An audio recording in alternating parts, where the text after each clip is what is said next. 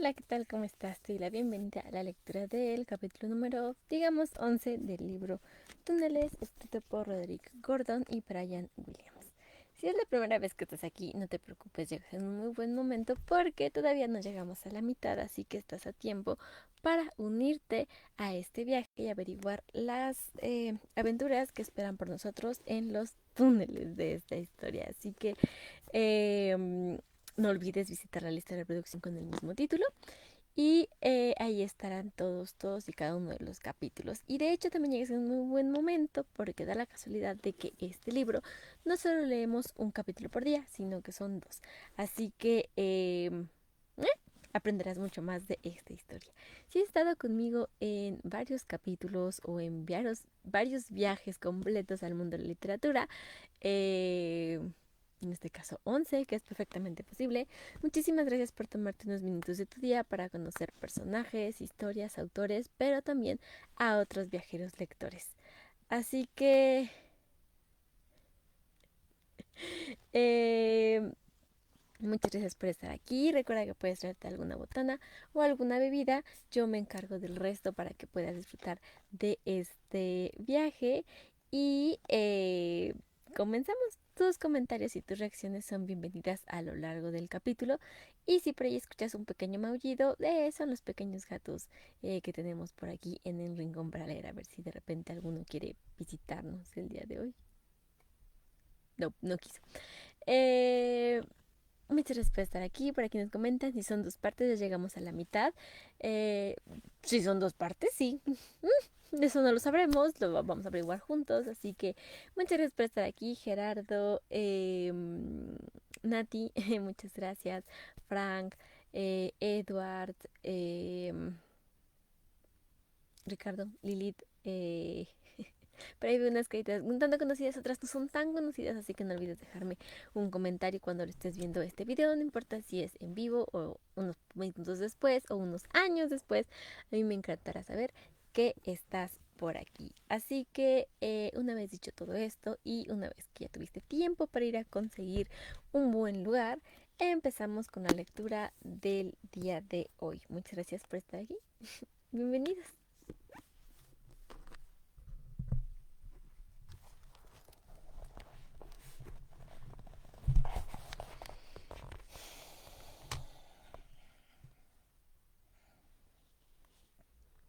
21.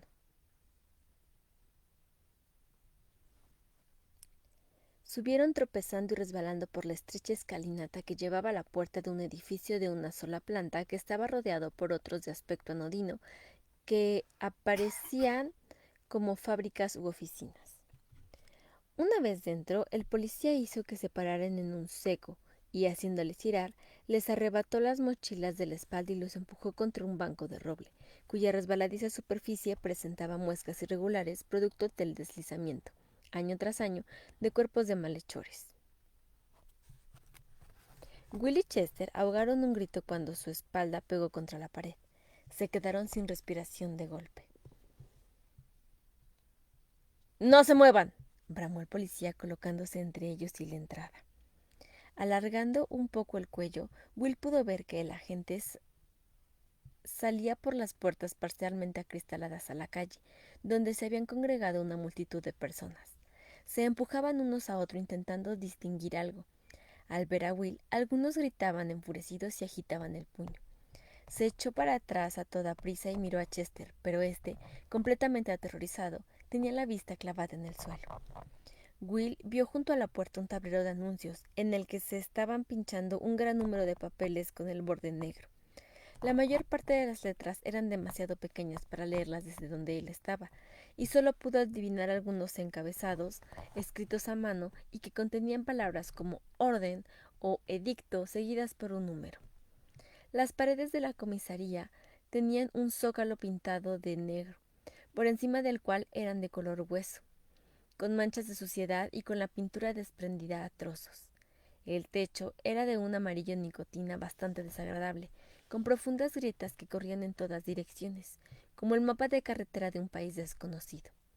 En una pared había un cuadro de un edificio de aspecto severo, con rendijas por ventanas y enormes barrotes en la entrada principal. Will solo pudo distinguir las palabras «Prisión de Newgate», que estaban escritas debajo. En la habitación había un largo mostrador sobre el que el policía había dejado las mochilas de los chicos y la pala de Will, y tras el cual había una especie de oficina, con 3 mesas redondeadas y un bosque de estrechos armarios archivadores. Aquella oficina principal daba a otra más pequeña, desde una de las cuales llegaba el rápido traqueteo de lo que podía ser una máquina de escribir. Justo en el momento en que Will estaba observando el rincón más alejado de la sala, en el que había una gran profusión de tubos de bronce que ascendían por las paredes como los vástagos de una antigua vid, se oyó un silbido que terminó en un fuerte golpe. El ruido resultó tan inesperado que Chester se incorporó, sacado de su letárgica pesadumbre, y abrió los ojos como un conejillo asustado. Otro agente salió de una sala lateral y se dirigió hacia los tubos de bronce. Una vez allí, observó la información que le transmitía un panel lleno de esferas de aspecto antiguo, del que salían unos alambres en espiral que iban hasta una caja de madera. A continuación, abrió la trampilla de uno de los tubos y sacó un cilindro en forma de bala de tamaño de un rodillo de amasar. Desenroscando la tapa que tenía en el extremo, extrajo un rollo de papel que crujió cuando él lo alisó para leer. «Sticks de camino», dijo con voz brusca, yendo hacia el mostrador con paso decidido y abriendo un libro grande de registros, sin parar ni por un instante en los chicos. También él llevaba prendida en la chaqueta una estrella de 5 puntas de color oro anaranjado. Aunque se parecía mucho al otro agente, era más joven y su cabeza estaba cubierta de pelo blanco cortado a lo militar. «Chester», susurró Will. Como su amigo no reaccionó, se estiró para zarandearlo ligeramente. De pronto percibió un golpe de porra en los nudillos. «¡Absténganse!», bramó el policía que estaba junto a ellos. «¡Ay!». Will se levantó del banco de un salto apretando los puños. Gritó, temblando de rabia, pero intentando contenerse. Chester alargó la mano y lo sujetó por el brazo. «Will, estate quieto». Furioso, él sacudió la mano de Chester y miró fijamente a los fríos ojos del policía. «Quiero saber por qué se nos retiene», exigió. Durante un angustioso momento pensaron que el agente iba a estallar, porque su rostro había adquirido un color rojo amoratado. Pero empezó a reírse con una risa que se fue haciendo más y más chirriante, al tiempo que agitaba los hombros. Will miró de soslayo a Chester, que observaba asustado al policía. «¡Basta!». La voz del agente que estaba tras el mostrador restalló como un látigo al tiempo que levantaba la vista del libro de registros. Miró al policía que se estaba riendo y se le congeló la risa. «Tú, siéntate», dijo el agente, fulminando a Will con la mirada. Su voz estaba imbuida de total autoridad, que, sin dudarlo, Will volvió a sentarse junto a Chester. «Yo», prosiguió el hombre sacando el pecho, «yo soy el primer agente. Ya conocen al segundo agente», señaló con la cabeza al policía que estaba entre ellos. Después bajó la vista al rollo de papel que había llegado por el tubo. «Aquí se les acusa de entrada ilegal en el barrio, conculcando el artículo 12.2 de la ley», leyó con voz monocorde. «Pero», dijo Will con voz mansa. El primer agente lo ignoró y siguió leyendo. «Además, han entrado sin permiso en una propiedad con la intención de robar, acto contrario al artículo 6.6. ¿Entienden los cargos?», añadió en el mismo tono inexpresivo. Will y Chester se miraron confusos, y Will estaba a punto de responder cuando el primer agente le cortó. «¿Pero qué tenemos aquí?», dijo abriendo las mochilas y sacudiendo su contenido sobre el mostrador. Tomó los bocadillos envueltos en papel de plata que había preparado Will y, sin molestarse en abrirlos, se limitó a olfatearlos. «Cerdo», comentó con un destello de sonrisa. Y por la manera en la que se relamió y los dejó a un lado, Will supo que no volverían a ver sus bocadillos. Luego, el primer agente centró su atención en los demás artículos, examinándolos metódicamente. Se entretuvo con la brújula, pero le impresionó más la navaja suiza, de la que fue sacando elemento por elemento y accionó las tijeritas con sus gruesos dedos antes de dejarla.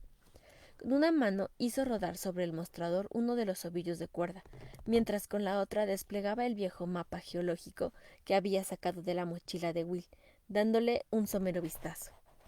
Finalmente se inclinó sobre el mapa y lo olió, arrugando la cara en un gesto de desagrado antes de pasar a la cámara de fotos. Murmuró pensativo, sosteniéndola con sus dedos gruesos como plátanos para estudiarla desde distintos ángulos. —¡Es mía! —protestó Will. El primer agente lo ignoró por completo y, depositando la cámara en el mostrador, tomó una pluma y la mojó en un tintero. Con la pluma sobre una página del libro de registros se aclaró la garganta. —¡Nombre! —gritó mirando a Chester. Chester Rolls —tartamudeó el muchacho. El primer agente escribió en el libro. El único sonido de la sala era el rasgueo de la pluma sobre el papel, y Will se sintió de pronto completamente indefenso, con la sensación de que el registro en el libro estaba poniendo en funcionamiento en aquel preciso instante un proceso irreversible cuyos mecanismos estaban por encima de su entendimiento. —¿Y tú? —Él me dijo que mi padre estaba aquí —replicó Will con valentía, apuntando con el dedo hacia el segundo agente. —¿Dónde está? Quiero verlo ahora. El primer agente miró a su colega y después de nuevo a Will. —No vas a ver a nadie si no haces lo que se te manda. —¡Nombre! —Will Burroughs —respondió el chico lentamente. El primer agente cogió el rollo de papel y volvió a consultarlo. —Ese no es el nombre que tengo aquí —dijo, moviendo la cabeza hacia los lados y mirando luego fijamente a los ojos de acero de Will. —Eso me da igual, conozco mi nombre. Durante el silencio ensordecedor que siguió, el primer agente continuó mirando a Will. Después cerró el libro de un sonoro golpe que levantó una nube de polvo del mostrador. —¡Llévenlos al calabozo! —bramó enfurecido.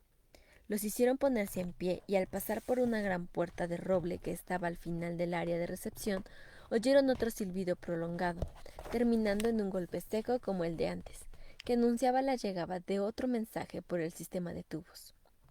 El pasillo que llevaba al calabozo tenía unos 10 metros de largo y estaba pobremente iluminado por una sola esfera situada al final, bajo la cual había un pequeño escritorio de madera y una silla.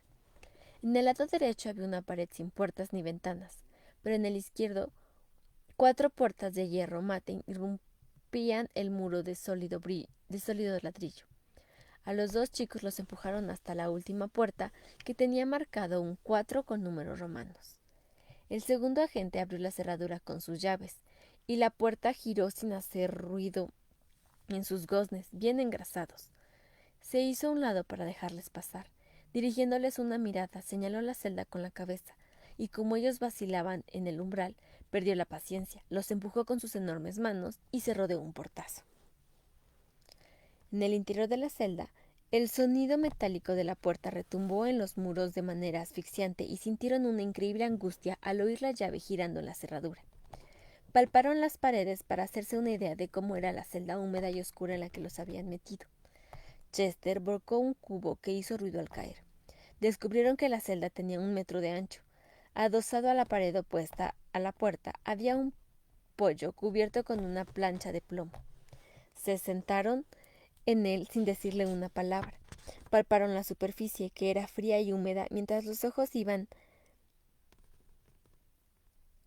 acostumbrando a la única luz que había en el calabozo, el leve resplandor que entraba por una ventanilla de observación que había en la puerta. Finalmente, Chester rompió el silencio después de olfatear de forma muy audible. —Por Dios, ¿qué olor es ese? —No estoy seguro. ¿Sudor? ¿Vómitos? Volvió a faltear y pronunció, como en entendido: ácido fénico y... ¿no es azufre? ¿Ah? —No, repollo hervido. —Me da igual lo que sea, es vomitivo. Este lugar es asqueroso. ¿Cómo vamos a salir de aquí, Will? Este subió los pies al borde del pollo y descansó la barbilla en las rodillas. Después se rascó la pantorrilla, pero no dijo nada. Estaba furioso consigo mismo y no quería que su amigo se diera cuenta de lo que sentía. Seguramente Chester, con su prudencia y sus continuas advertencias, había tenido razón todo el tiempo. En la oscuridad, apretó los dientes y los puños. Imbécil, imbécil, imbécil, se reprochó. Había actuado como un par de inexpertos. Se había dejado llevar por los impulsos todo el tiempo. Y ahora, ¿cómo iba a encontrar a su padre? Tengo una sensación espantosa. La sensación de que no vamos a volver a casa nunca. Mira, Chester, no te pongas así. Encontraremos la manera de entrar y encontramos la manera de salir, dijo, aparentando confianza en un esfuerzo por animar a su amigo, aunque en el fondo se sentía muy pesimista sobre la situación en la que se hallaban. Ninguno de los dos mostró muchas ganas de hablar. A partir de entonces, en la celda solo se escuchó una continua vibración que llegaba de fuera, y el caminar errático de insectos a los que no podían ver.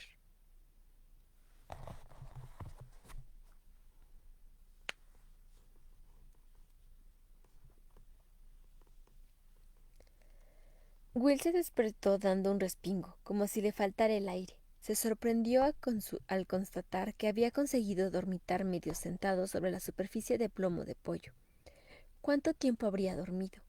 Forzando la vista, escudriñó en la oscuridad casi total. Chester estaba de pie, apoyado contra el muro, mirando con ojos desorbitados la puerta del calabozo. El miedo que le embargaba casi se palpaba de manera automática.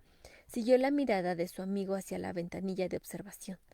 En ella se recostaba la cara de expresión maliciosa del segundo agente, pero debido a su voluminosa cabeza, solo resultaban visibles los ojos y la nariz.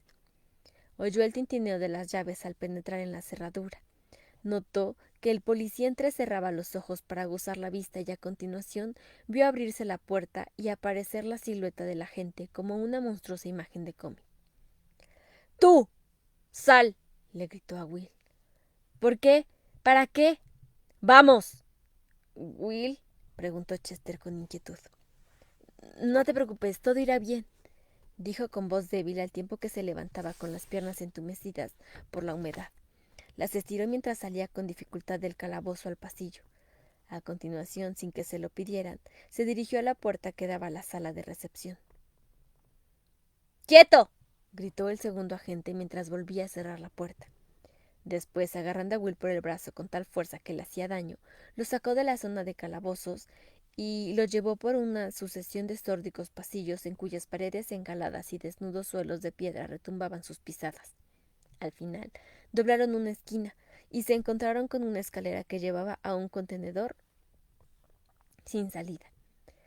Olía a humedad y a moho, como un sótano abandonado. Una luz brillante salía de una puerta abierta en mitad del pasillo. Conforme se acercaban a esa puerta, Will se sentía más aterrorizado. Por supuesto, su escolta le dio un empujón para hacerlo entrar en la sala resplandeciente, y después le hizo detenerse de golpe. Deslumbrado por la intensidad de la luz, el chico cerró los ojos casi del todo para tratar de distinguir algo de lo que había a su alrededor. La sala estaba vacía salvo por una extraña silla y una mesa de metal, detrás de la cual habían dos personas altas y delgadas de pie, con el cuerpo inclinado hacia la otra de modo que casi se tocaban con las cabezas. Hablaban en susurros apresurados y cómplices. Will se esforzó por entender lo que decían, pero no podía reconocer la lengua en la que hablaban, salpicada por una inquietante serie de sonidos agudos y chirriantes. Por mucho que lo intentó, no consiguió entender ni una sola palabra. Así pues, con el brazo firmemente sujeto por el agente, aguardó de pie, con el estómago hecho un nudo a causa de los nervios, mientras se acostumbraba a la luz. De vez en cuando, los hombres altos lo miraban fugazmente, pero Will no se atrevió a decir una palabra en presencia de aquella nueva y siniestra autoridad. Iban vestidos iguales, con cuellos inmaculadamente blancos y tan amplios que les cubrían los hombros del rígido y largo gabán del cuero que crujía al menor movimiento que hacía. El color de leche de sus rostros descarnados solo conseguía destacar los ojos negros azabache. El pelo, Afeitado por encima de las sienes, era negro brillante, y el contraste con el cuero cabelludo era tan grande que daba la impresión de que iban tocados con solídeos. De pronto, dejaron lo que estaban haciendo y se volvieron hacia Will. «Estos caballeros son Styx», les dijo el segundo agente. «Tienen que responder a todo lo que pregunten». «La silla», indicó el Styx de la derecha, mirando a Will fijamente con sus ojos negros. Con una mano de dedos muy largos apuntaba a la extraña silla situada entre la mesa y Will. Dominado por un sentimiento de aprensión, el chico no protestó cuando el agente lo hizo sentarse. Desde el respaldo de la silla se elevaba una barra de metal ajustable. En la parte superior tenía una abrazadera acolchada que servía para sujetar firmemente la cabeza del ocupante. El agente ajustó la altura de la barra y después apretó la abrazadera contra las sienes de Will. Este intentó volver la cabeza para mirar al agente, pero la abrazadera no se lo permitía. Mientras el policía seguía asegurándolo la silla, Will comprendió que no tenía más remedio que mirar directamente a los Styx, que estaban colocados tras la mesa como curas avarientos. El agente se inclinó. Con el rabillo del ojo, Will lo vio sacar algo de debajo de la silla. A continuación oyó el sonido de unas viejas correas de cuero y de unas grandes hebillas. Le estaban atando las muñecas al muslo correspondiente. «¿Por qué me atan?» «Para protegerte», dijo el agente mientras, agachándose, procedía a pasar más correas en torno a sus piernas, justo por debajo de las rodillas, asegurándolas a las patas de la silla. Después aseguró de manera similar los tobillos, apretando tanto que le dolía y le obligaban a retorcerse de incomodidad. Se dio cuenta de que eso agradaba a los Styx. A continuación utilizó una correa de unos 10 centímetros de ancho para sujetarle los brazos y el pecho al respaldo de la silla. Finalmente, el agente se levantó y esperó hasta que uno de los Styx le hizo un gesto afirmativo con la cabeza, y dejó la sala cerrando la puerta detrás de sí. A solas, con ellos, aterrorizado como un animal al que los faros de un coche impiden reaccionar, Will observó en silencio cómo uno de los Styx sacaba una lámpara de aspecto extraño y la ponía en el centro de la mesa, enfocada hacia él. Tenía una base gruesa y un brazo corto y curvo coronado con una pantalla cónica muy abierta. En su centro había algo que se parecía a una bombilla de color morado oscuro. A Will le recordó una vieja lámpara de rayos ultravioleta que había visto en el museo de su padre. Junto a ella había una pequeña caja negra con discos e interruptores, y enchufaron en ella la lámpara por medio de un retorcido cable marrón.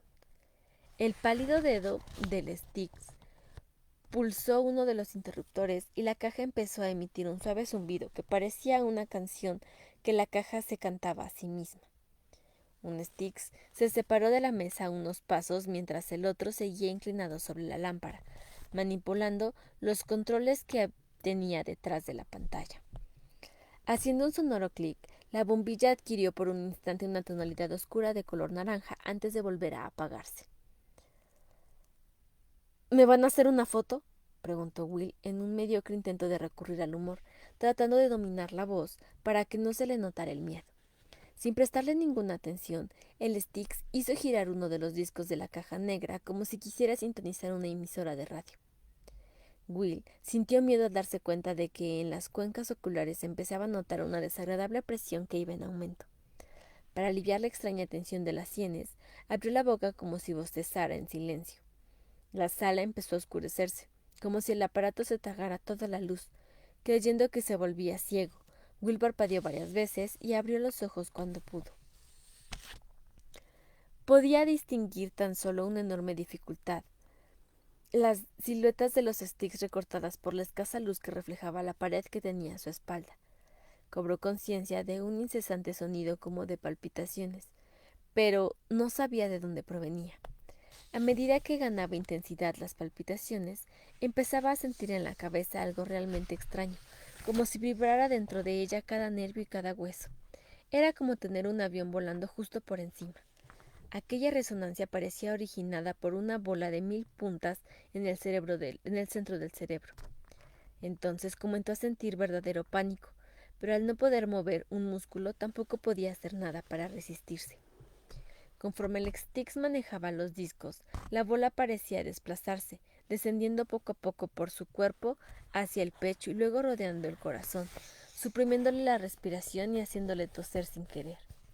Después se fue moviendo dentro y fuera del cuerpo, deteniéndose en ocasiones a corta distancia. Era como si algo vivo entrara dentro de él y buscara alguna cosa. Volvió a desplazarse y flotó medio dentro, medio fuera del cuerpo, en las inmediaciones de la nuca. ¿Qué ocurre? ¿No me da miedo con todo esto, saben? Preguntó Will, intentando conservar algo de valor, pero no hubo ninguna respuesta por parte de aquellas figuras cada vez más oscurecidas. Siguieron en silencio. Él cerró los ojos por un segundo, pero cuando volvió a abrirlos se dio cuenta de que ni siquiera podía distinguir las siluetas de los Styx, que estaban ya inmersos en una total oscuridad. Forcejeó con sus ataduras. ¿Te molesta la falta de luz? Preguntó el Styx a la izquierda de él. No, ¿por qué iba a molestarme? ¿Cómo te llamas? Las palabras se le clavaron en la cabeza de Will como un cuchillo surgido de la oscuridad. Ya lo he dicho, Will Burroughs. Tu verdadero nombre. Will hizo un gesto de dolor causado por la voz del Styx. Era como si cada palabra descargara en sus sienes una sacudida eléctrica. No sé lo que quiere decir, respondió apretando los dientes. La bola de energía empezó a bordear el cráneo. El zumbido se hacía más intenso y las palpitaciones lo envolvían todo en una atmósfera tensa. ¿Estás con el hombre llamado Burroughs? La cabeza le daba vueltas y las ondas de dolor le sacudían todo el cuerpo. Sus pies y manos eran atravesados por agujas. Aquella horrible sensación fue envolviendo poco a poco todo su cuerpo. ¡Es mi padre! ¿Con qué propósito has venido aquí? La voz se aproximaba. ¿Qué le han hecho? Preguntó Will con voz entrecortada por la emoción, tragándose el flujo de saliva que se le afloraba en la boca. Pensó que se iba a marear de un momento a otro. ¿Dónde está tu madre? En aquel momento la voz, contenida pero firme, parecía surgir de la bola que tenía dentro de la cabeza. Era como si los dos Styx hubieran penetrado en su cerebro y buscaran febrilmente en su mente, como atracadores que revuelven por los cajones para encontrar algo de valor. ¿Cuál es tu propósito? Repitieron. Will intentó otra vez forcejar con sus ataduras, pero comprendió que su cuerpo ya no le obedecía. De hecho, era como si hubiera quedado reducido a una cabeza flotante, perdida en un velo de oscuridad, y ya ni siquiera sabía dónde estaba el techo y dónde el suelo. ¿Nombre? ¿Propósito? Las preguntas regresaban más apremiantes y frecuentes mientras Will sentía que la escasa energía que le quedaba lo iba abandonando. Después aquella voz incesante se hizo más débil, como si él se alejara de ella. Le gritaban las palabras desde una gran distancia, pero cada una de ellas, cuando finalmente llegaba hasta él, despedía pequeñas chispas de luz en los bordes de su campo de visión, que flotaba y vibraba hasta que la oscuridad que lo rodeaba se convirtió en un hervidero de puntos blancos tan brillantes e intensos que le hacían daño en los ojos. Ásperos susurros pasaban por encima de él, sin cesar. La sala giraba y se hundía.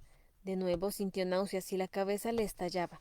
Todo era blanco, nada más que blanco, un blanco cegador que le metía dentro del cráneo para reventárselo. Me mareo. Por favor, voy a... Creo que voy a perder el... Por favor.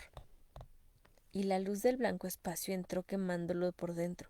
Sintió que se volvía más y más pequeño hasta que fue solo una mota en el enorme vacío de blancura. Después, la luz empezó a apagarse y la sensación de fuego fue aflojándose hasta que todo se quedó a oscuras y en silencio, como si el universo entero se hubiera extinguido. Cuando volvió en sí, el segundo agente lo llevaba debajo del brazo y estaba dando vuelta a la llave del calabozo. Se sentía débil y temblaba. Tenía la pechera llena de vómitos y la boca seca, con un sabor agrio y metálico que le producían arcadas. Sentía punzadas de dolor en la cabeza y al intentar levantar los ojos se dio cuenta de que su campo de visión se había reducido. No podía dejar de gemir mientras se abría la puerta. Ya no estás tan gallito, dijo el agente soltándole el brazo. Intentó caminar, pero las piernas no lo sostenían. ¿Cómo cambias después de conocer por primera vez la luz oscura?, dijo con desprecio. Tras dar un par de pasos, las piernas le fallaron y cayó de rodillas al suelo. Chester se acercó presuroso, horrorizado por el estado en el que se hallaba su amigo. Will, ¿qué te han hecho? Has tardado horas. Solo es cansancio, logró murmurar él, y se desplomó sobre el pollo haciéndose un ovillo y agradeciendo la sensación de frescor en su cabeza dolorida del revestimiento de plomo. Cerró los ojos. Solo quería dormir, pero aún estaba mareado y seguía sintiendo náuseas. ¡Tú! ¡Tu turno!, gritó el agente. Chester se puso en pie de un salto y se volvió hacia el hombre, que le hacía señas con su grueso índice. Chester miró a Will, que yacía inconsciente. No, ahora mismo, que no te lo tenga que repetir. A regañadientes, el chico salió al pasillo. Tras cerrar la puerta, el policía lo agarró del brazo y se lo llevó. ¿Qué quiere decir luz oscura?, dijo Chester, con la mirada asustada. Nada más que unas preguntitas. No tienes de qué preocuparte. Pero yo no tengo nada que responder.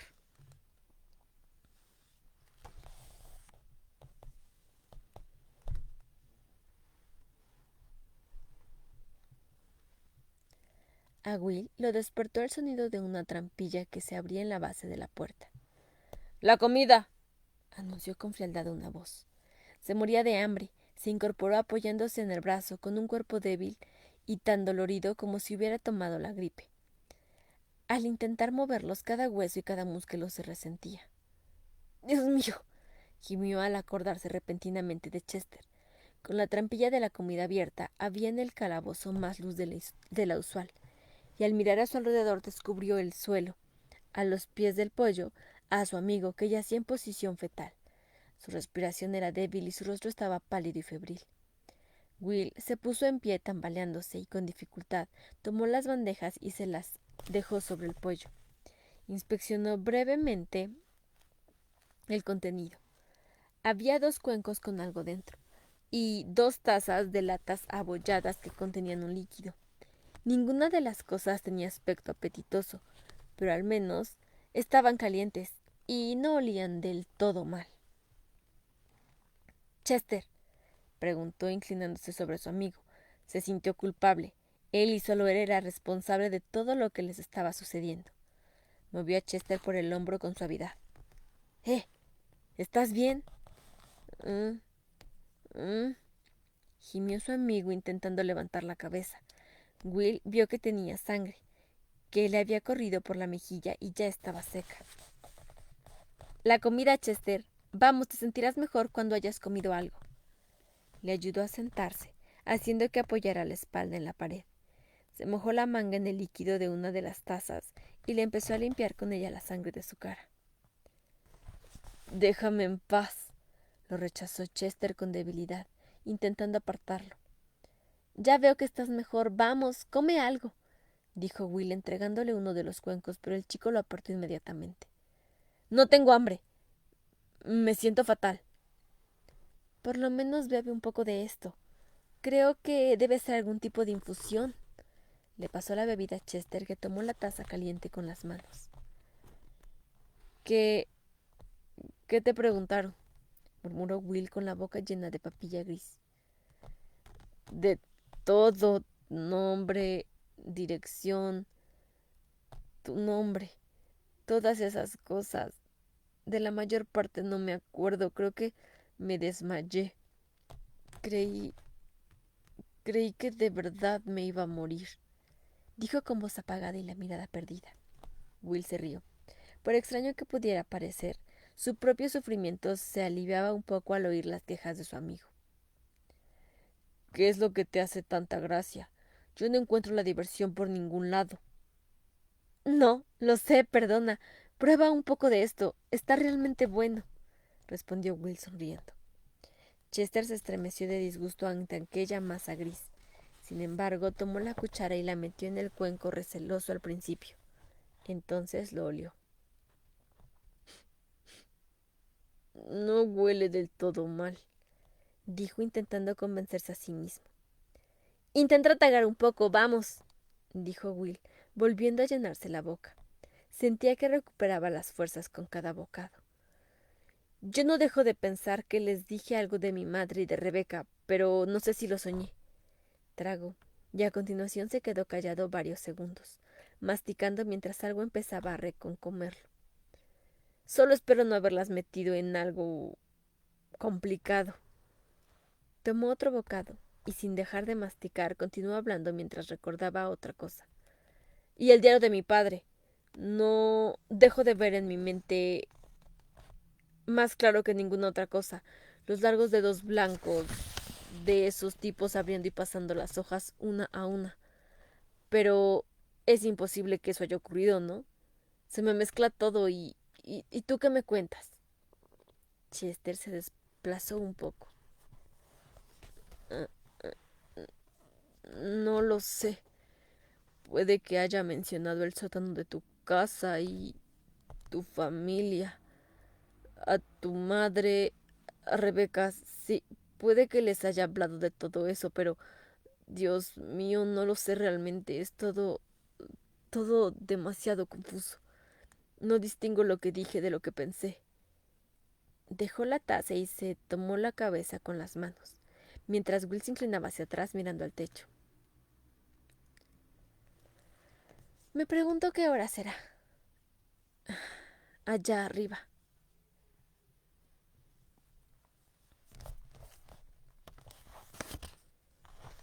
Durante lo que pareció ser una semana, hubo más interrogatorios de los Sticks, y la luz oscura les produjo los mismos espantosos efectos secundarios: agotamiento, ofuscación, incertidumbre sobre lo que habían dicho o no a sus torturadores y un espantoso mareo. Pero llegó el día en que los dejaron en paz. Aunque no podían tener la certeza, estaban convencidos de que los Sticks ya debían de haberle sacado todo lo que querían, y concibieron la esperanza de que aquellas horribles sesiones hubieran acabado para siempre. Fueron transcurriendo las horas, los dos muchachos dormían de manera irregular, las comidas llegaban cada tanto, y ellos pasaban el tiempo caminando por el calabozo cuando se sentían lo bastante fuertes, descansando en el pollo e incluso ocasionalmente acercándose a la puerta a gritar, sin que sirviera de nada. Con aquella penumbra constante, que era igual a todas horas, perdían toda sensación del transcurso del tiempo, de la sucesión de los días y la noche. Fuera del calabozo se desarrollaban sinuosos procesos, sin que ellos lo supieran: investigaciones, encuentros, charlas y discusiones, todo en el chirriante lenguaje secreto de los Sticks. Estaban decidiendo su suerte. Ignorantes de ello, los chicos hacían todo lo que podían para mantener alta la moral. En susurros, hablaban largo y tendido sobre cómo podrían escapar, sobre si Rebeca conseguiría al final atar los cabos de su desaparición y conduciría a la policía al túnel del sótano. Cómo se arrepentían de no haber dejado siquiera una nota. O tal vez lo salvara su padre. ¿Sería posible que lo sacara de allí? ¿En qué día de la semana se encontraban? Pero había otra cosa más importante. ¿Cómo no se habían lavado en aquel tiempo? La ropa que llevaban tenía color a rayos. Y si era así, ¿por qué no lo notaban? Mantenían un debate particularmente animado en torno a quiénes serían aquellas personas y de dónde habrían llegado, cuando la trampilla de la ventana de observación se abrió y asomó por ella la cara del segundo agente. En el acto callaron mientras abría la puerta y aparecía, en el resplandor del pasillo, aquella figura ya familiar pero nefasta.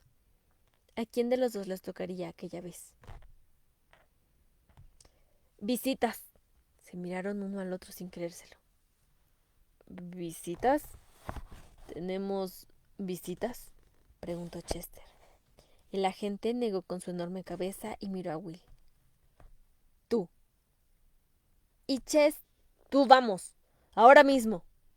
No te preocupes, Chester. No me marcharé sin ti, le dijo a su amigo con seguridad mientras éste se sentaba con una sonrisa apenada y asentía con la cabeza. Will se levantó del pollo y salió del calabozo arrastrando los pies. Chester se quedó mirando cómo se cerraba la puerta. Al volver a encontrarse solo, se miró las manos llenas de asperezas y suciedad incrustada, y sintió la añoranza del hogar, con todas sus comodidades. Sintió la punzada cada vez más intensa de la frustración y la desesperanza, y se le llenaron los ojos de lágrimas amargas. No, no lloraría, no les daría esa satisfacción. Ya se las apañaría Will para encontrar una solución y cuando lo hiciera, lo hallaría dispuesto. Vamos, idiota. Agáchate y haz 20, se recriminó a sí mismo en voz baja, secándose las lágrimas con las mangas de la camisa e imitando la voz del entrenador de fútbol mientras se tendía boca abajo y empezaba a hacer flexiones, contando mientras las hacía. A Will lo hicieron pasar a una sala de paredes ancaladas, suelo pulido y varias sillas colocadas en torno a una mesa grande de roble. Había 2 personas sentadas detrás de la mesa, aunque no las podía bien porque debido a la oscuridad del calabozo su vista aún no se había adaptado a la luz. Se frotó los ojos y miró al frente. Tenía la camisa sucia y lo peor de todo, salpicada de vómitos viejos y resecos. Intentó arreglar las costras de vómito con la mano antes de que aquella llamara la atención de una curiosa trampilla o ventana que había en la pared de la izquierda. La superficie de cristal, si es que era de cristal, era de un peculiar tono negro azulado, y aquella superficie mate y manchada no parecía reflejar ninguna luz de las esferas que había en la sala. Por alguna razón, no lograba apartar los ojos de este sitio de la pared. De repente le pareció reconocer algo. Lo invadió una sensación nueva y al mismo tiempo conocida. La impresión de que ellos se encontraban detrás, de que estaban espiando. Y cuanto más miraba la ventana, más parecía su oscuridad apoderarse de él. Exactamente igual que ocurría con la luz oscura. Sintió un repentino espasmo en la cabeza. Se tambaleó hacia adelante como si estuviera a punto de desmayarse y tanteó con la mano izquierda hasta encontrar el respaldo de la silla. Al percatarse, el agente lo agarró por el otro brazo y le ayudó a sentarse de cara a los 2 desconocidos. Will respiró hondo varias veces y se le pasó el mareo. Levantó la vista al oír toser a alguien. Frente a él estaba sentado un hombre grande y a su lado, un poco más atrás, un jovencito. El hombre era como los otros que había visto. De hecho, se parecía al segundo agente, salvo que iba vestido de civil. Miró a Will fijamente con un desprecio apenas disimulado, pero él se encontraba demasiado mal para que eso le preocupara, y él le devolvió una mirada aturdida. Después, cuando el más joven se acercó más a la mesa, arrastrando la silla, Will se fijó en él. Le miraba con asombro. Tenía una expresión franca y amable, y le pareció que era un primer rostro afable que veía desde que lo habían arrestado. Will calculó que el joven debía tener un par de años menos que él. Tenía el pelo casi blanco, muy corto y unos ojos de color azul claro llenos de picardía. Al verlo curvar la boca en una sonrisa, pensó que le resultaba vagamente familiar. Trató desesperadamente de acordarse dónde había visto, pero seguía demasiado aturdido para pensar. Aguzó la vista y volvió a intentar recordar de qué le sonaba su cara, pero no lo logró. Era como si estuviera inmerso en una piscina de agua oscura e intentara encontrar algo sin ver, solo con las manos. La cabeza le daba las vueltas, cerró los ojos y los mantuvo cerrados. Oyó que el hombre carraspeaba. Soy el señor Jerome, dijo en tono plano y mecánico. En su voz se apreciaba con claridad que se sentía disgustado y muy contrariado de aquella situación. Este es mi hijo, Cal, dijo el muchacho. Caleb, se apresuró a corregir el padre. Hubo un silencio largo e incómodo, pero Will no abrió los ojos. Se sentía protegido y seguro con ellos cerrados. La situación le resultaba extrañamente reconfortante. Jerome miró irritado al segundo agente. Esto es inútil, es una pérdida de tiempo. El policía se inclinó hacia adelante y sacudió a Will por el hombro. Siéntate bien y compórtate con tu familia. Muestra respeto. Will abrió los ojos de repente. Se dio la vuelta en la silla para mirar a la gente de sorpresa. ¿Qué? He dicho que te comportes con tu familia. Dijo dirigiéndole a Jerome un gesto afirmativo. Sí, señor. Will se volvió a girar, esta vez para mirar al hombre y al niño. ¿De qué está hablando? El señor Jerome se encogió de hombros y bajó la mirada. El chico puso mala cara, mirando tan pronto a él como al segundo agente y a su padre, como si no acabara de comprender lo que sucedía. Chester tiene razón. Aquí abajo están todos locos, exclamó Will, y se estremeció al ver que avanzaba hacia él el segundo agente con la mano levantada. Pero entonces intervino el niño. ¿No te acuerdas de esto? Dijo, buscando en el fondo de una vieja bolsa de lona que tenía en el regazo. Todos los ojos estaban puestos en él cuando finalmente sacó el pequeño objeto y lo puso sobre la mesa, delante de Will. Era un juguete de madera tallada, una especie de ratón. La pintura blanca de la cara se le había ido a trozos y su abriguito de caballero estaba desgastado, pero los ojos le brillaban de manera curiosa. Cal miró a Will con expectación. La abuela me dijo que era tu favorito. Cuando te fuiste, me lo dieron a mí. ¿Qué estás? ¿Cuándo me fui a dónde? ¿No recuerdas nada? Preguntó Cal. Le dirigió una mirada a su padre que estaba con los brazos cruzados. Will tomó el juguete para mirarlo más de cerca. Al inclinarlo hacia atrás, vio que se le cerraban los ojos y un pequeño mecanismo en la cabeza no dejaba pasar la luz. Comprendió que debía de tener dentro de la cabeza una diminuta esfera luminosa que irradiaba luz a través de las cuencas de cristal que formaban los ojos del ratón. Así está dormido. Tenías este juguete en tu cama, explicó Cal y luego añadió. Will lo dejó caer abruptamente en la mesa, como si le hubieran mordido. ¿De qué me estás hablando? Le espetó al niño. Hubo un instante de desconcierto general, seguido por otro enervante silencio, roto tan solo por el tarareo ensimismado del segundo agente. Cal abrió la boca para decir algo, pero no encontró las palabras. Will se quedó observando el ratón de juguete hasta que Cal lo quitó de la mesa y volvió a guardarlo. Entonces miró a Will con el ceño fruncido. Te llamas Seth y eres mi hermano, dijo casi con resentimiento. Le soltó Will a Cal en la cara, riéndose, y después, recordando con amargura el trato que le habían dado los Sticks, negó con la cabeza y se dirigió a él sin ninguna simpatía. Sí, de acuerdo, lo que tú digas. Estaba harto de aquella farsa. Conocía a su familia y no eran aquellos graciosos que tenía delante.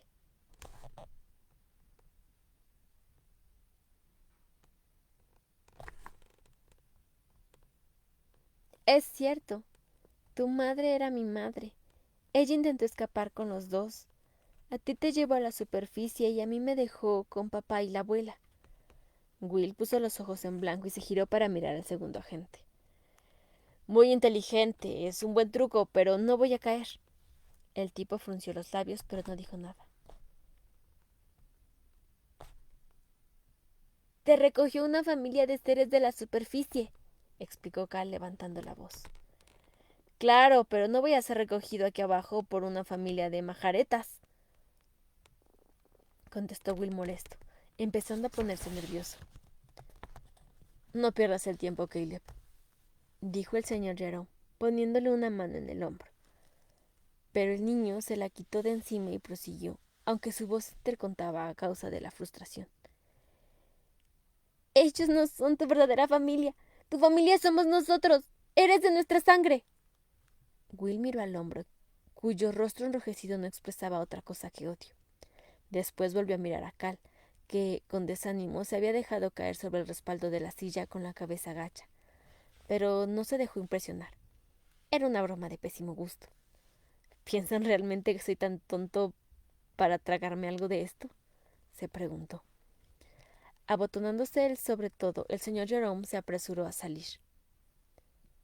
Así no vamos a ir a ninguna parte. Pero Cal, levantándose al mismo tiempo que su padre, comentó en voz baja. La abuela siempre dijo que volverías. No tengo abuelos. Están muertos, gritó Will levantándose de la silla de un salto, airado y con los ojos empañados. Salió corriendo hacia la ventana de cristal de la pared y pegó la cara contra la superficie. ¡Muy listos! ¡Casi me lo trago! En un intento por vislumbrar algo al otro lado del cristal, hizo pantalla con las manos para que la luz de la sala no le diera en los ojos, pero no vio nada más que una total oscuridad. El segundo agente lo agarró del brazo y tiró de él. Will no se resistió. Por el momento se había quedado sin fuerzas para seguir peleando.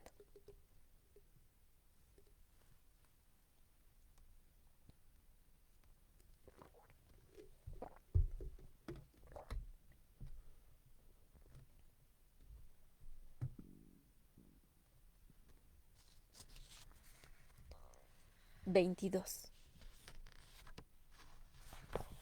Rebeca estaba tumbada sobre la cama mirando al techo. Acababa de darse un baño caliente, se había puesto la bata de color amarillo limón y se había colocado la toalla en el pelo en forma de turbante. En la radio que tenía al lado de la cama había sintonizado una emisora que transmitía música clásica, y la chica escuchaba una melodía que tarareaba suavemente mientras meditaba sobre todo lo ocurrido durante los últimos 3 días. Todo había empezado cuando la despertaron a altas horas de la noche llamando al timbre y aporreando la puerta de la casa. Tuvo que levantarse e ir a abrir porque su madre, con las potentes pastillas para dormir que le había prescrito últimamente, no estaba para el mundo. No habría podido despertar ni una banda de trompetistas borrachos. Al abrir la puerta casi la tira al suelo el padre de Chester, que irrumpió en el recibidor y la bombardeó con preguntas. ¿Está aquí mi hijo? Todavía no ha llegado a casa. Hemos intentado llamarle al móvil, pero no lo responde. Tenía la cara lívida y llevaba un impermeable beige arrugado y con el cuello torcido, como si se lo hubiera puesto a toda prisa. Pensamos que igual había decidido quedarse a dormir. Está aquí, ¿no? Yo no, alcanzó a responder ella cuando, al mirar a la cocina, se dio cuenta de que el plato con la cena que le había dejado a Will estaba entero. Dijo que estaba ayudando a Will en un trabajo, pero ¿está aquí? ¿Dónde está tu hermano? ¿Puedes decirle que quiero hablar con él, por favor? El señor Rawls hablaba atropelladamente al tiempo que echaba nerviosas miradas al recibidor y a la escalera. Dejándolo solo con sus inquietudes, Rebecca subió corriendo al dormitorio de Will. No se preocupó por llamar. Sospechaba ya lo que iba a encontrarse. Abrió la puerta y encendió la luz. Ni su hermano se encontraba allí, ni la cama había sido deshecha. Volvió a apagar la luz y cerró la puerta tras ella. Bajó en busca del padre de Chester. No, ni rastro de él. Me parece que estuvo aquí por la noche, pero no sé dónde pueden haber ido. Tal vez. Al oír aquello, el señor Rawls empezó a hablar de manera casi incoherente, farfullando algo sobre mirar en los sitios a los que solía ir y sobre avisar a la policía mientras salía a la calle, dejando la puerta abierta. Rebeca se quedó en el recibidor, mordiéndose el labio. Se reprochaba por no haber estado más atenta. Con todo su secretismo y aquellos tejemanejes compartidos con su nuevo amigo del alma, era evidente que en las últimas semanas Will se había traído algo entre manos.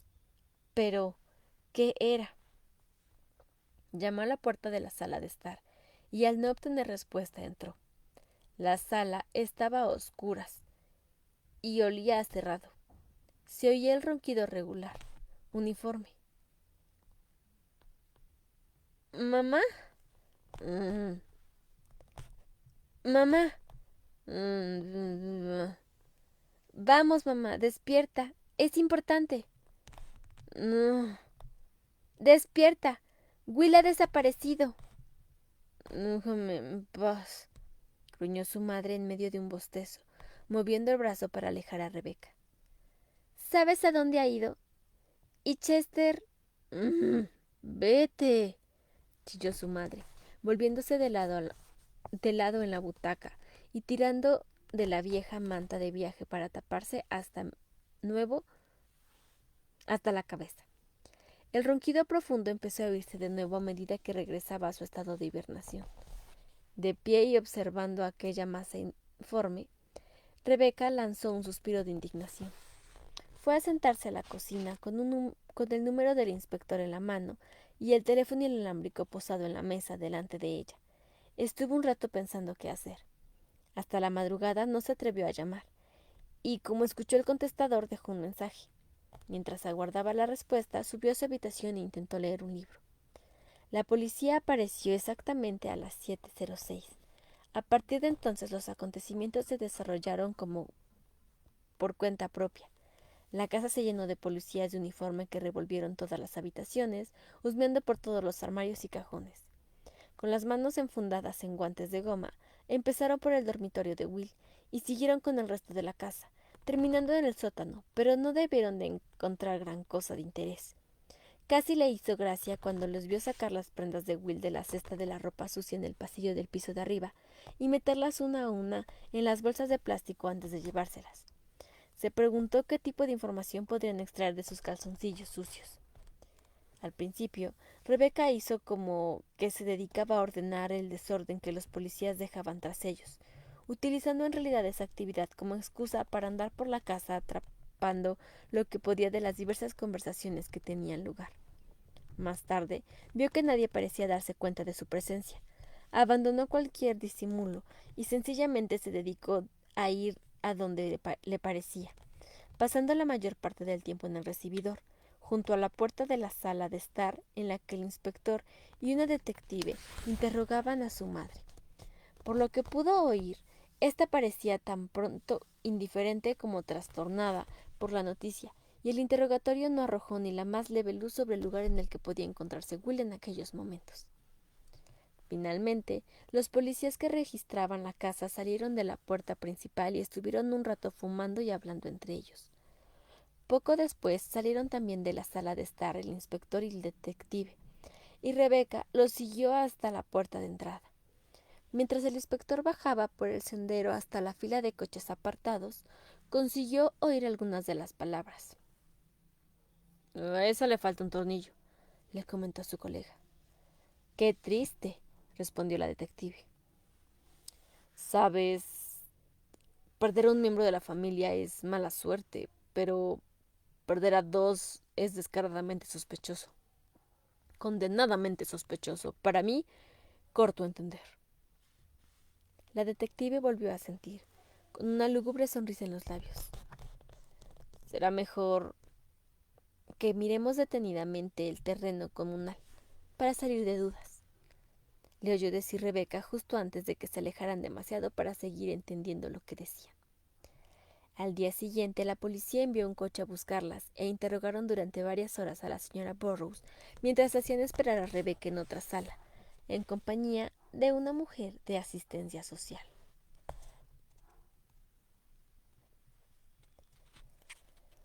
Ahora, 3 días después, la mente de Rebeca volvía a repasar la cadena de acontecimientos. Cerrando los ojos recordaba las cartas de póker de los policías y los comentarios que había oído. No puede ser, dijo mirando el reloj. Se levantó de la cama, se quitó la toalla de la cabeza y se vistió rápidamente. Abajo, su madre estaba instalada en su butaca, vestida y hecha un ovillo bajo la manta de viaje, que la envolvía como una crisálida de tela escocesa. La única luz que había en la sala provenía de un programa de la universidad a distancia, con el sonido apagado. El resplandor azul intermitente que proyectaba la pantalla de la tele hacían saltar y esconderse las sombras, dando la impresión de que los muebles y los objetos de la habitación cobraban vida. Estaba profundamente dormida cuando la despertó un ruido en la sala. Era un susurro profundo, como si un viento fuerte se filtrara por entre las ramas de los árboles del jardín. Abrió un poco los ojos. En el rincón más alejado de la sala, junto a las cortinas a medio correr de las cristaleras, había una cosa grande y oscura. Por un momento se preguntó si estaría soñando, mientras la sombra se desplazaba y cambiaba la luz de la televisión. Tenía que averiguar qué era. Se preguntó si sería un intruso, y en ese caso, ¿qué iba a hacer ella? ¿Fingir que seguía dormida? ¿Quedarse completamente quieta para que el intruso no la molestara? Contuvo la respiración, intentando contener también su creciente terror. Los segundos parecían horas, mientras la casa permanecía fija. Pensó que tal vez fuera tan solo una sombra inocente, una broma que le gastaba la luz y su febril imaginación. Expulsó el aire de los pulmones y abrió todo lo que pudo los ojos. De pronto, se oyó un ruido que parecía el que haría un perro falteando, y, para espanto suyo, la sombra se dividió en dos partes distintas de aspecto fantasmal, que se abalanzaban sobre ella a una velocidad cegadora. Al tiempo que todo se tambaleaba ante ella por el efecto del terror, una voz interior le decía con serenidad y absoluta convicción: no son fantasmas. En una fracción de segundo tuvo encima de ella las figuras. Intentó chillar, pero de su boca no salió sonido alguno. Le taparon la cara con algo áspero que olía a humedad y a ropa podrida. A continuación, sintió el golpe de una mano fuerte y se retorció de dolor intentando respirar hasta que, como un niño recién nacido, recuperó el aliento y soltó un grito de espanto. No tuvo fuerzas suficientes para evitar que la levantaran de la butaca y la sacaran al recibidor en volandas. Gimiendo como un alma en pena, tensando y sacudiendo el cuerpo, vislumbró otra figura que se acercaba desde la puerta del sótano, y otra cosa con olor a moho le cerró la boca, ahogando sus gritos. ¿Quiénes eran? ¿Qué buscaban? Después le vino a la mente una idea espantosa. La televisión y los aparatos de video era eso. Por eso habían asaltado la casa. Pero no era posible tamaña injusticia. Eso era excesivo. Era algo que se encontraba por encima de todas las demás cosas que habían tenido que soportar. Se puso como una furia. Sacó fuerzas de donde no las había, de pura desesperación. Liberó una pierna y empezó a dar patadas para rechazar a los asaltantes. Esto provocó un revuelo entre ellos para volver a inmovilizarla, pero ella siguió dando patadas y retorciéndose como una loca. Vio que la cara de uno de los atacantes estaba a su alcance. Aprovechó la oportunidad y se lanzó contra él, mordiéndole la nariz con todas sus fuerzas. Agarrándolo de esa manera, la madre de Will empezó a sacudir la cabeza como un perro que tiene una rata entre los dientes. Se oyó un gemido espeluznante y por un segundo de los captores aflojaron un poco la presa. Para la señora Burroughs fue suficiente. Sus pies entraron en contacto con el suelo y echó los brazos para atrás como un esquiador que desciende la colina.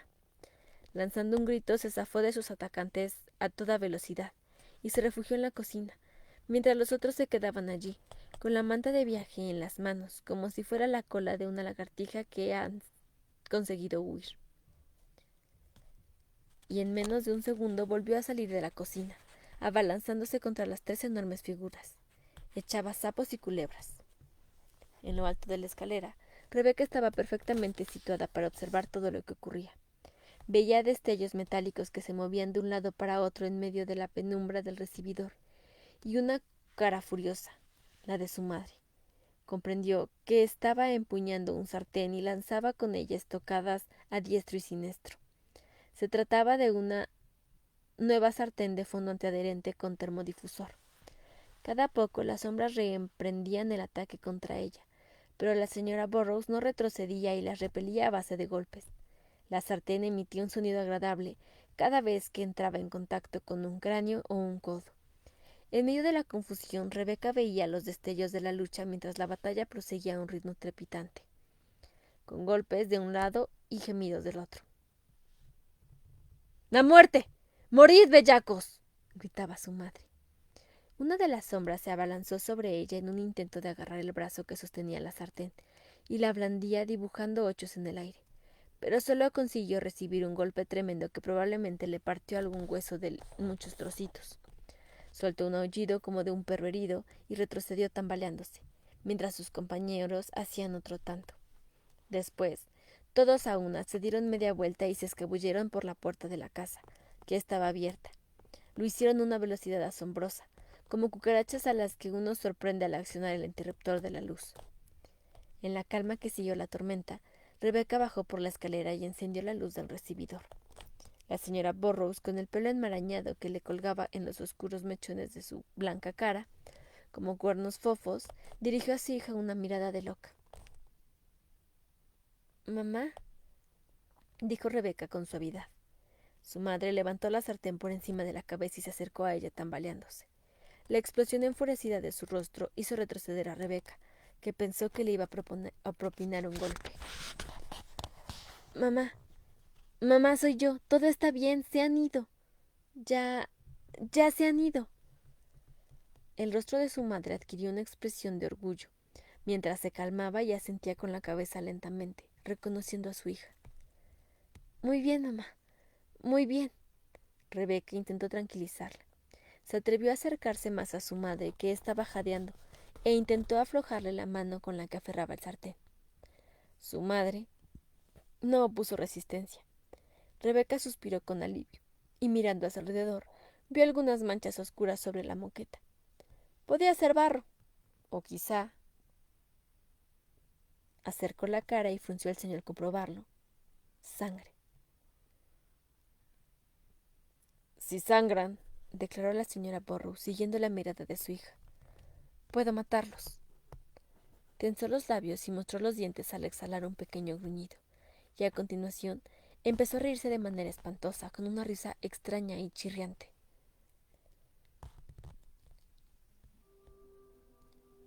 ¿Qué te parece si nos tomamos una tacita de té?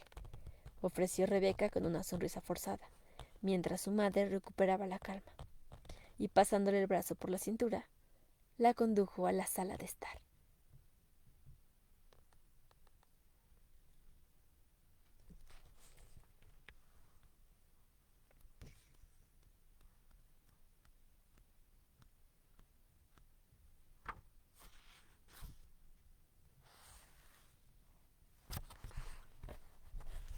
Y ese fue el final del capítulo número 22 del libro Túneles, escrito por Roderick Gordon y Brian Williams.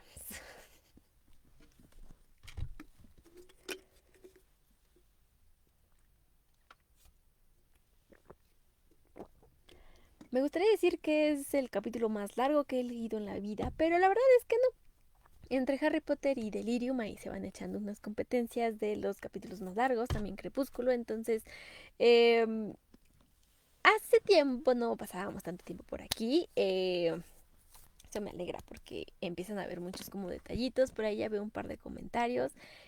Frank, muchas gracias por estar aquí. Edward también, muchas gracias por estar con nosotros. Y a ver, antes de la pregunta, vamos a ver qué nos comentan por acá. Algo me dice que a quien esperaban era a su mamá.